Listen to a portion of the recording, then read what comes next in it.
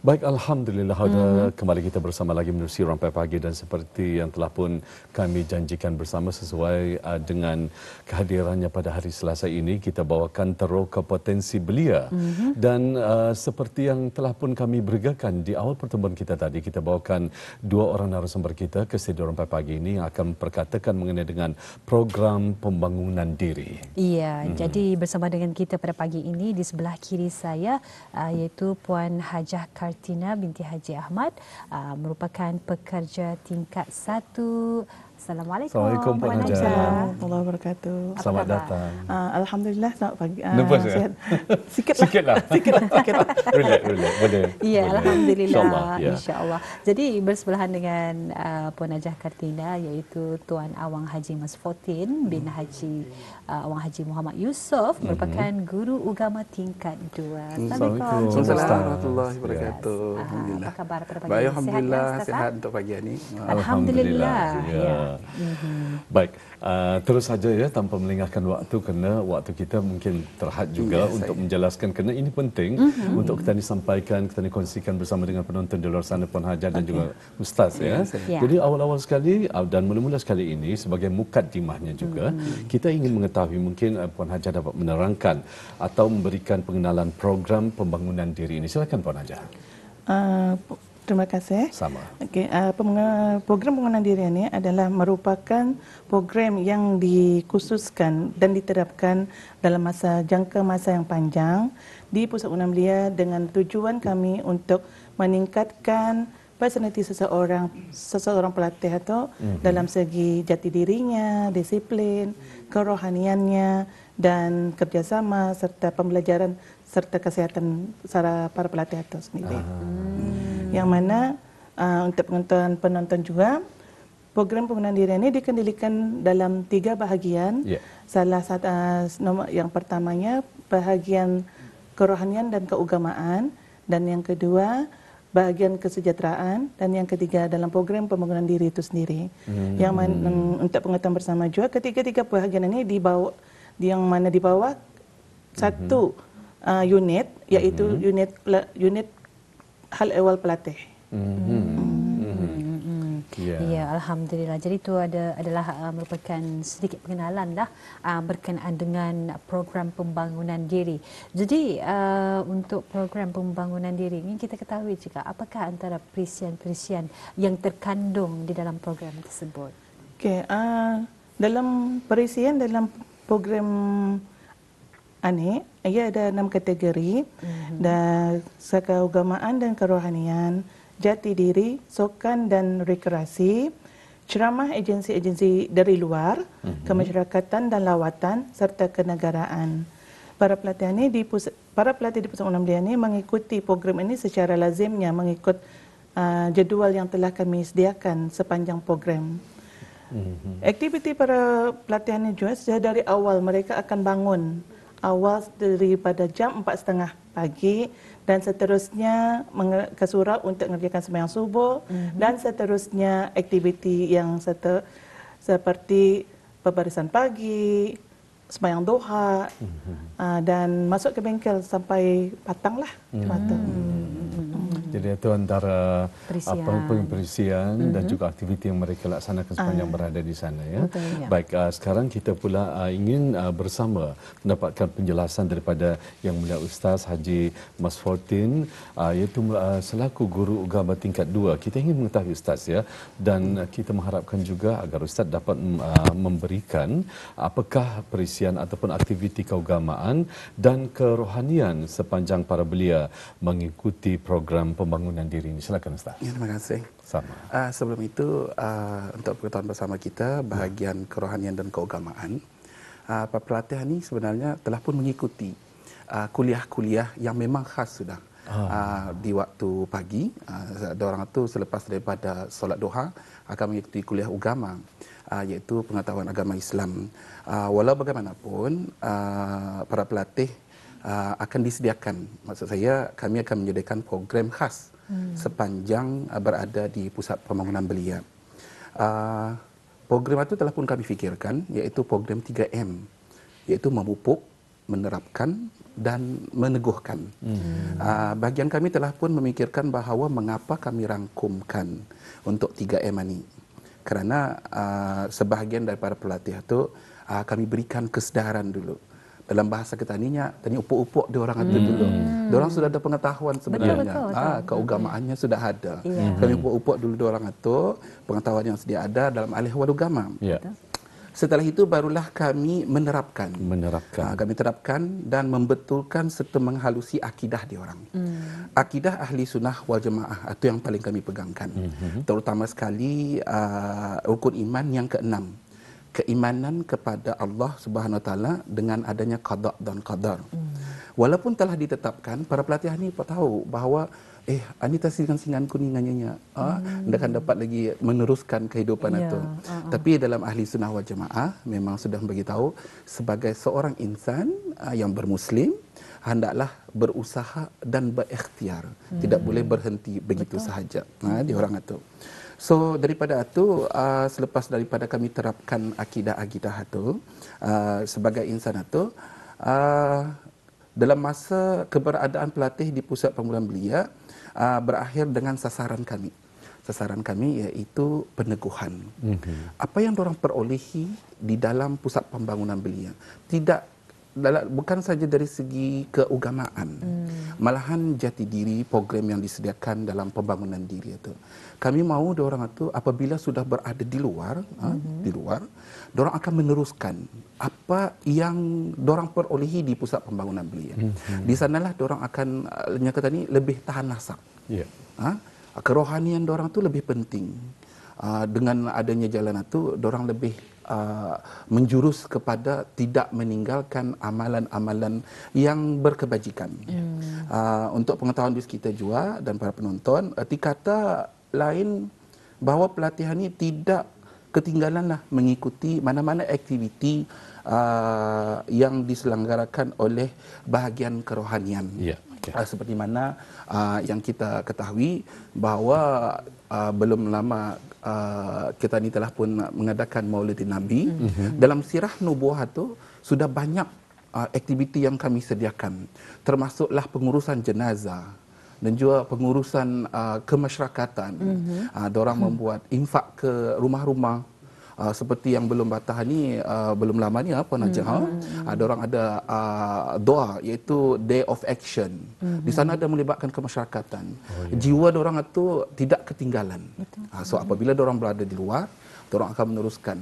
Bermakna dalam program jati diri ini, program pembangunan diri ini ada hubung kaitnya. Minda tinggal. Agama itu juga menghalusi semua perkara kepada program ini. So digabungkan apabila ia bersatu, so hati diorang itu pun mau meneruskan kehidupan. Alhamdulillah. Menarik sekali ya. Jadi nanti kita akan berkongsi sedikit ya melalui paparan Kaca TV mengenai dengan bulan Sirah Nubuah. Mungkin Ustaz dapat menerangkan ya daripada paparan kita pada pagi ini berkenaan dengan bulan Sirah Nubuah. Jadi mungkin dapat diterangkan Ustaz. Sirah Nubuah yang pertama sekali kami buatkan, yang kami dedahkan sekali, iaitu memakai serban yang pertama tu. Orang kalau dia memakai serban, kadang-kadang pelatih itu ada yang tidak pernah memakai sama sekali. Tidak pernah memakai sekali. So dalam pada itu kami pun melatih bis orang, mengajarkan macam mana memakai. Dan kami ada para imam juga yang memang daripada tahfiz. Dan diorang itu mengetahui apa kelebihan memakai serban itu.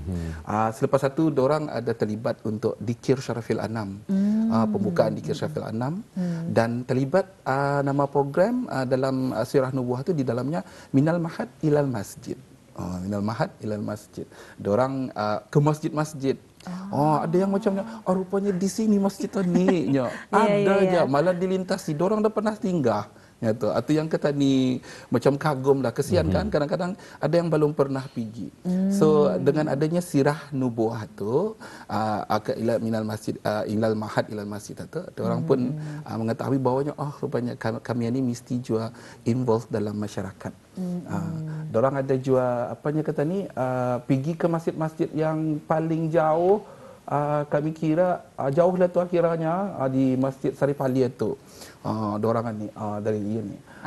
Jadi inilah maksudnya ni di Masjid Setia Ali di Pekan Muara. Pekan Muara. Di sana sambutannya bagus. Diorang pun macamnya, macam mana rupanya kalau bermasyarakat, diorang fikirnya, bisainya.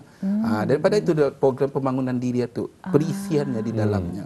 Ada kemasyarakatan itu kita. Iya, jadi kalau melihat tadi ada ramai ni pelatih-pelatih. Pelatih-pelatih sama dengan kita sama orang kampung. Kami memang bersama juga dengan pembangunan diri, program pembangunan diri ni. Diorang membersihkan perkuburan Islam tadi yang hampir-hampir kuasaan pusat pembangunan belia.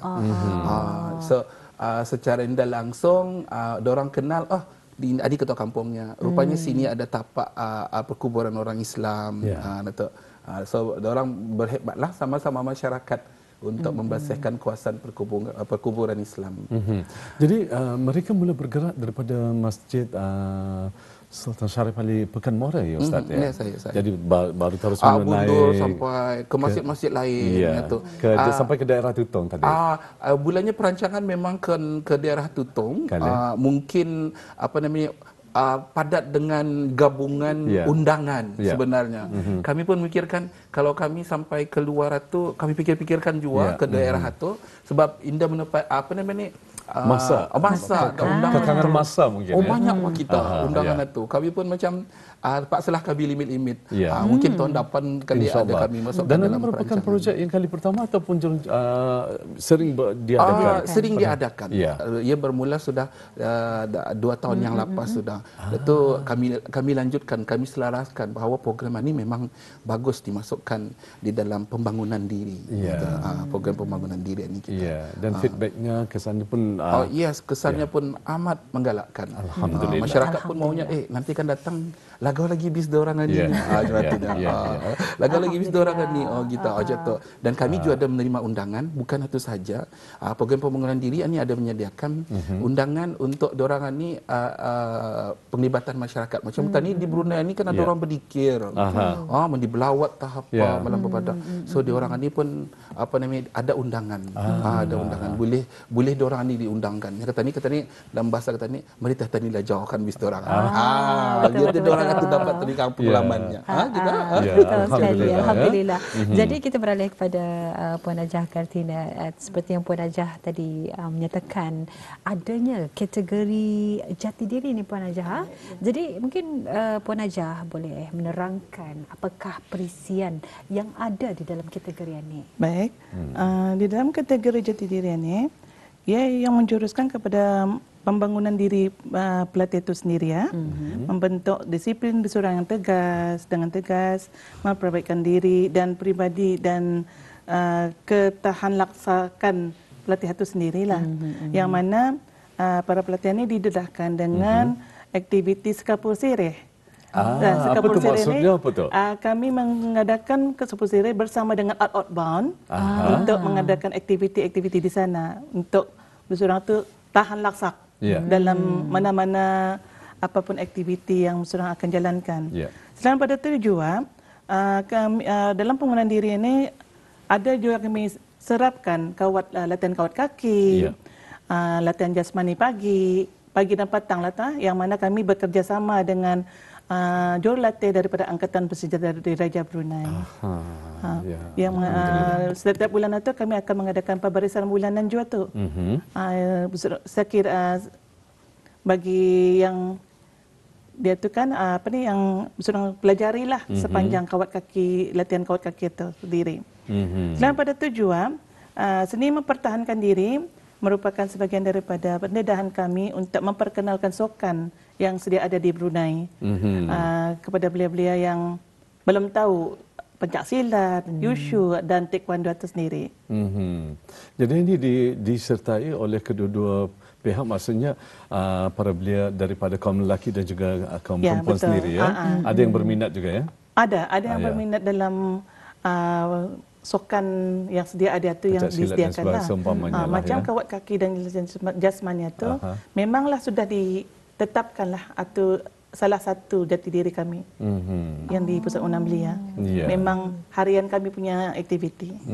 Itu pun merupakan sebenarnya melatih pelatih-pelatih itu berdisiplin, menghormati antara satu sama lain. Sebenarnya walaupun ada satu kelelahan, tapi impaknya amat besar. Betul. Menghormati orang yang lebih tua daripada tani, ataupun pegawai-pegawai atasan yang diorang apabila diorang sudah bertugas ataupun bekerja di luar nanti sebenarnya. Betul. Dengan adanya latihan kawat kaki dan disiplin jasmani itu. Alhamdulillah. Baik, sebelum kita mengakhiri wawancara kita pada pagi ini, kita beri peluang dulu ya kepada Puan Hajah. Mungkin dapat Puan Hajah terangkan apakah penglibatan pelatih semasa mereka berada sepanjang mengikuti program pembangunan belia ini, terutama sekali dalam program pembangunan diri ini, dan harapan Puan Hajah sendiri untuk para belia kita di luar sana. Silakan. Okay, sebahagian daripada penglibatan semasa mereka berada di dan mengikuti program pembangunan belia ni, selama pada aktiviti yang kami tetapkan, kami para belia Pusat Pembangunan Belia tidak ketinggalan juga untuk mengikuti program macam mandar darah, lepas tu membersihkan dan menziarahi perkuburan Islam, dan juga kerja-kerja kemasyarakatan seperti mana yang sebelum ini ada hari kempen bertindak di Kampung Sungai Maung, yang mana kami dijemput untuk memasak nasi goreng dan diagihkan kepada orang-orang kampung di Sungai Maung. Maksudnya orang yang memerlukan lah. Yang memerlukan di sana. Itu adalah salah satu kempen hari bertindak yang pada tahun ini. Alhamdulillah. Mungkin Yang Mulia Ustaz ingin menambah lagi. Baiklah, sebenarnya program pembangunan diri memang adalah di Pusat Pembangunan Belia. Ia hanya satu-satunya yang boleh kami fikirkan menggalakkan para belia untuk hadir, menyertai Pusat Pembangunan Belia itu. Program-program yang disediakan tersusun adalah amat baik. Yang mana Pusat Pembangunan Belia itu adalah menyediakan kursus-kursus yang bersesuaian dan kemahiran yang diperlukan masa kini. Diserulah kepada belia yang ada di luar sana tu yang masih tercari-cari sebenarnya. Apa sepatutnya kami boleh lakukan daripada kita ditunggu-tunggu cuma itu saja, dan ada pembangunan diri sendiri. Lebih baik ke PBB, daftar saja. Masa ni kena bukakan. Dan kami menyediakan program-program yang sangat bagus untuk bis diorang supaya diorang mengikuti. Dengan pada itu pun diorang ada kemahiran untuk meneruskan kehidupan bis. Baik, jika tadi ada tawaran ataupun orang katanya itu sudah ada hint daripada Yang Mulia Ustaz. Jadi macam mana kalau para belia kita ini berhajat untuk menyertainya? Mungkin ada dan juga mendaftarnya program-program. Pusat Pembangunan Belia telah pun menguar-uarkan, memberigakannya beritahu kepada orang ramai bahawa kami telah membukakan pendaftaran sebenarnya untuk menyertai di Pusat Pembangunan Belia. Bis orang boleh melihat daripada IG kami, Pusat Pembangunan Belia, dan juga teruslah datang ke Pusat Pembangunan Belia. Ambil saja borang itu. Isi saja, pilih apa program yang akan kita ikut, kursus yang kita ikut, and then insya-Allah dorang itu akan dimaklumkan kemudian. Ada nanti dimaklumkan untuk hadir, interview dan sebagainya, ikut urusan-urusan seterusnya. So datang saja PBB, ambil borang, isi, insya-Allah kami akan meneruskan apa keperluan para belia kita ni di Brunei inilah terutamanya. Alhamdulillah. Ya, jadi mudah-mudahan dengan perkongsian ini dapat memberikan satu idea dan juga manfaat kepada belia-belia kita ni khususnya yang mungkin ingin mengikuti program pembangunan diri ini. Jadi apa pun kita ucapkan terima kasih sekali lagi kepada Puan Hajah Kartina binti Haji Ahmad dan juga Ustaz Awang Haji Mas Fortin dan Awang Haji Muhammad Yusof. Terima kasih sekali lagi dengan perkongsiannya, dan insya-Allah kita akan berjumpa lagi. Insya-Allah. Assalamualaikum warahmatullahi wabarakatuh.